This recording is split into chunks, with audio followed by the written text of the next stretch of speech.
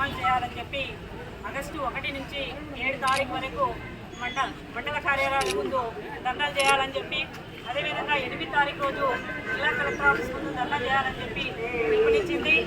గత 7 నెలల కిందట ఇప్పుడు అధికారంలో ఉన్నటువంటి కాంగ్రెస్ ప్రభుత్వం, గతంలో ఉన్నటువంటి టీఆర్ఎస్ ప్రభుత్వం ఈ రాష్ట్రంలో ఉన్నటువంటి ప్రజానికానికి న్యాయం చేయలేదు, వాళ్ళు ఎన్నికల సందర్భంగా ఇచ్చినటువంటి హామీల్ని అమలు చేయలేదు అని చెప్పి ఇప్పుడు మేము అధికారంలోకి వస్తే తప్పకుండా ఈ రాష్ట్రంలో ఉన్నటువంటి ప్రజలకు ఉన్నటువంటి ఇబ్బందుల్ని మేము పరిష్కరిస్తామని చెప్పి ప్రధానంగా ఒక 6 గ్యారెంటీల్ని వాళ్ళ మేనిఫెస్టోలో పెట్టి వాళ్ళు ఎన్నికల్లో గెలవడం అనేది జరిగింది.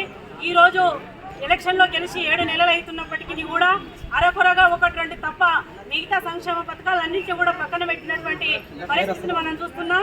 ఈ మధ్య కాలంలో జరిగినటువంటి సమావేశాల్లో కూడా బడ్జెట్ కూడా అంత పరిపూర్తిగా కేటాయించలేదని మనకి అర్థమవుతున్నటువంటి పరిస్థితి ఉంది.